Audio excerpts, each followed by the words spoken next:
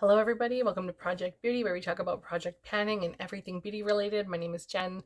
We are going to do the Pantastic Ladies Pan That palette for the year of 2022. This is the intro for that, and I'm going to share with you guys the palette that I selected. But first, I want to let you guys know that there was a voting done, and it was so much fun to see all the different creativities and options that we were able to vote on. I had a really great time reading through them all, and literally, like, you can only choose a few. It was so hard to choose on which ones I wanted to do. But with that being said, everyone has finally dwindled it down to a final three. And the one that we have all voted on the most was it's called Size Matters. And it's either a big, a bulky, or an awkward shaped packaged palette, or I guess it could be a face palette. I'm not even sure. I'm kind of still new to the whole Pantastic Ladies thing. I've been a member for over a year now, but for me, I'm still kind of like figuring out what the details exactly are. But I've decided to select my specific palette because it has awkward packaging. It's a little bit bulkier, and also it's like one of my older ones that I really wanted to work on. But the packaging alone is just awkward. Like, it's fine to store, but it's not your typical packaging. The original palette that I was going to go with was the Kaleidoscope, Kaleidos Escape Pod palette. And so I thought that would be such a good one. And it has a lot of product, a lot of fun, really beautiful textures and finishes and colors in there. But I feel like this one, because it's a little bit older and the packaging is more awkward, that's the reason that I selected this one. So also, I want to let you guys know that Jessica Lee was the one who came up with the prompt, and that is so exciting. I cannot wait to see what she chooses and what everyone else chooses. It's not going to be super easy because the big and bulky and awkward packaging are going to be probably quite large palettes and have a lot of product. So we'll see what everyone decides to do for their goals. But I'm looking forward to see everyone's video. And I hope you guys enjoy my year-long palette journey with this Urban Decay Vice 4 palette. So again, the reason I selected this is because it's not the biggest palette that I own, but because it has this raised bumpy thing on it, it doesn't sit super nicely in the drawer, and when it is in there, it kind of gets squished and nothing sits like exactly the way that it should. So for me, I feel like this one, because it has that little extra bump in there, that makes it very awkward to store. Also, it doesn't fit like tall wise in my Alex 9 drawer. So I like to keep as many palettes as I can in there. So I have to store it in my other unit. And I want to see some more things like come and go out of my collection. And I feel like this one would be such a fun one. So let's go ahead and take a look at it. I literally had to go in and like check online and find out which number this was, because they stopped actually putting the number of Vice palette on the packaging, and because it's been so long and I've had it for so long, I completely forgot. I still have the brush in the package, haven't ever used it, probably won't use it. So it comes with a massive, massive mirror, which I didn't even take the film off, so that might be something that I do as well, because why not, right? And then it comes with, I believe it is 25 shade, no, 25, is there 4 or 5? 1, 2, 3, 4, so 20 shades. I thought there was 5 this way and 5 this way, but there's only 4 long, so 20 shades.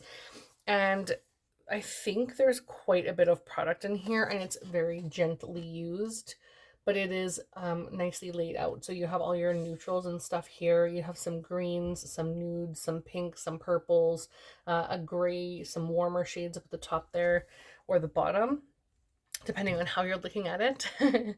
So I'm excited to use this, but the consistency and the quality of the product has very much downgraded from when I first originally purchased this.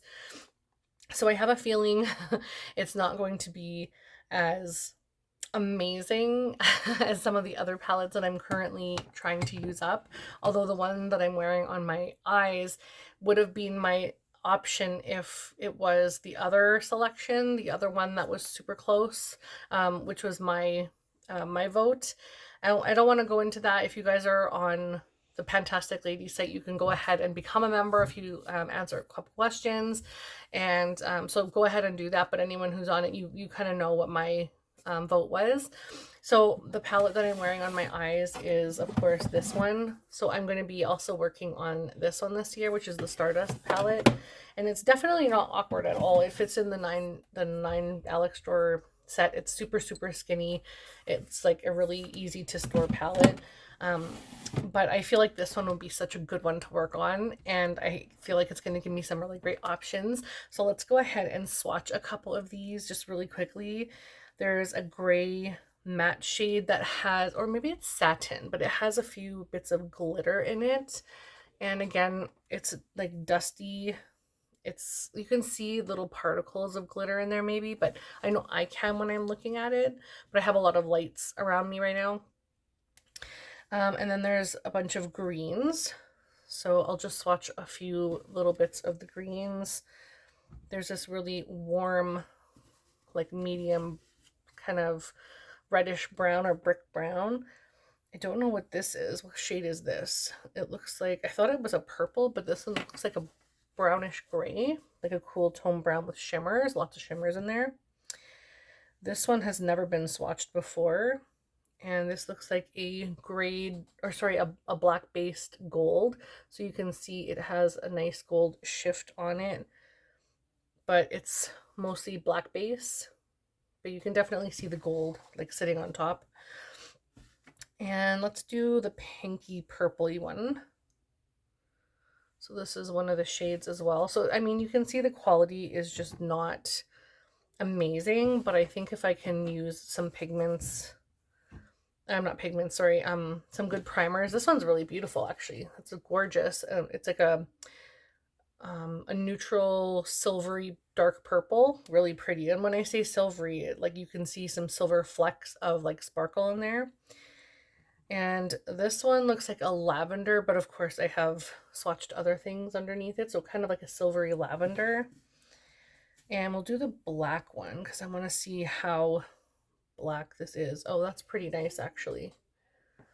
So you can see that it's got some decent pigmentation to some of the shades, but sorry, I have to get the dust out of my palette. I don't like it staying in there. But it's not like the most amazing palette that I own. And I'm just trying to get some of my Urban Decay stuff out. So I think this will be great. It's going to be fun. There's a lot of neutrals, a lot of pop of color, a lot of purples. So I feel like it will be easy to wear all year round.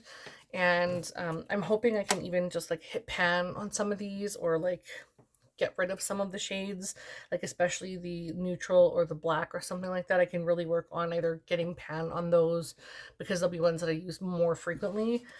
And then like the greens, I don't wear a lot of green, but I'm lately really, really into green eyeshadow. And I think I'll do a lot of really nice looks with this. So I'm looking forward to panning this in 2022.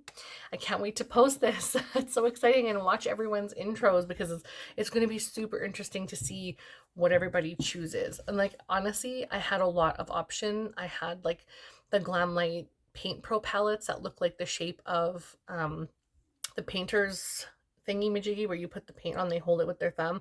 I had those. I have two of those.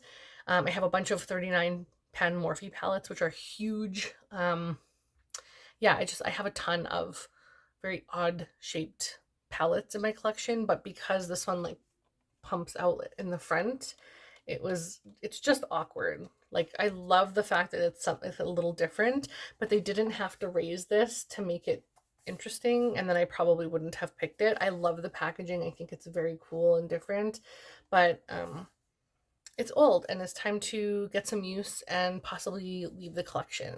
It's about time. So I'll have another year with it, and then I'll decide, what I want to do, or we'll see how far I get on this. But it, like, other than my swatches today, it looked like there's there's my camera, but it looked like a brand new palette. So it needs some love. and it's gonna get some love. So thank you guys so much for watching, and Jessica, great job on your selection, and I'm so glad that you did that vote thing. That was very interesting. It was a lot of fun to watch. Thank you guys again so much for watching. I hope you're all doing incredibly well. Happy New Year, and take care of yourselves, and I will talk to you again very soon. Bye.